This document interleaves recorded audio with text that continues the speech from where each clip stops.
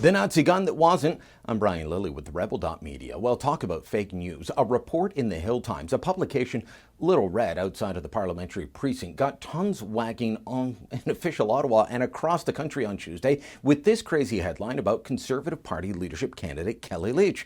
It said, Leitch pictured firing what gun experts identify as Nazi-era gun in fundraising email to her Conservative Party supporters.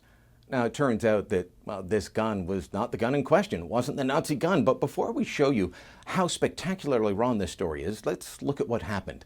To do this story, Hill Times writer Rachel Aiello had to take the photo of Leitch shooting a pistol from a fundraising email that the Leitch campaign had sent out earlier in March. She then shopped it around to various firearms experts, including people I know and respect, like Tony Bernardo from the Canadian Shooting Sports Association, Blair Hagan from the National Firearms Association. Both of these gentlemen, when they were contacted, said could be the Walther P38, a gun that was, yes, used by the Germans during World War II, but also used by France, Italy, Hungary, a lot of other places. Now, Ms. Aiello also spoke to the Ontario Federation of Anglers and Hunters about what kind of gun it was. They couldn't say.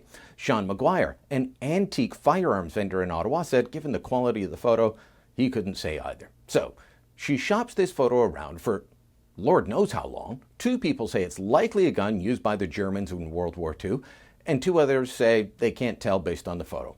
So with that level of uncertainty, and surely with the knowledge that the gun she thinks is the Nazi gun in the photo was used around the world, including by NATO allies, and with all of that going on, she and her bosses at the Hill Times still run with a headline screaming about a Nazi gun.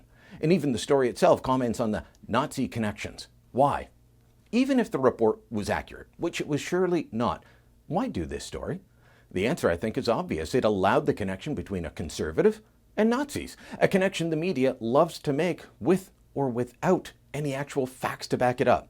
Let me show you how ridiculous this idea is. Hugo Boss is a big fancy designer of men's clothing. Hugo Boss is considered very fashionable, high-end. What did Hugo Boss do during the Second World War? He made uniforms for the Nazis, not just for the German army. He wasn't conscripted, forced to use his skills like so many were. He was a Nazi Party member, was making uniforms for them very early on.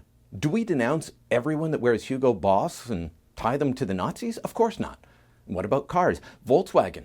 Hitler actually helped Volkswagen get going when he ordered the fledgling automaker to provide a standard vehicle for the average German family. But do we point at anyone driving a Volkswagen and yell, Nazi, Nazi? Well, of course not. We don't do that. It would be ridiculous. But this story involved a gun. It involved a Nazi gun and a conservative politician. Hey, three things the media party hates, but loves tying together, apparently. Now, I've already told you this was not a Nazi gun. The owner of the gun came forward on Twitter pretty quickly to say not only was that his gun in the photo, it was not a P38, but a P1, a pistol used by the U.S. military. That's my gun, Richard Wakefield tweeted out. That's my gun, not P38, but a P1. She also shot my 1913 Luger and my STG-44 clone. So what? That question, that's the biggest question that the staff and editors at the Hill Times should have been asking. Eventually, they did correct the story, and they even posted an apology at the bottom of the story. But as Mark Twain is often cited as saying, a lie can travel halfway around the world before the truth can get its boots on.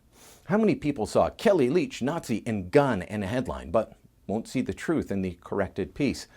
Mr. Wakefield contacted the Hill Times. He said that gun is a 1972 Walther P1. Thousands of them were made for the U.S. Army during the Vietnam War. They were used in intelligence service, though I cannot confirm. It is very likely mine is one of those. So not a Nazi gun, not even from that era. But hey, it fed the narrative, and isn't that what counts when you're pushing fake news? If you liked the video you just watched, make sure you never miss a Rebel video again. Click here to subscribe or head on over to the Rebel.media and become a member.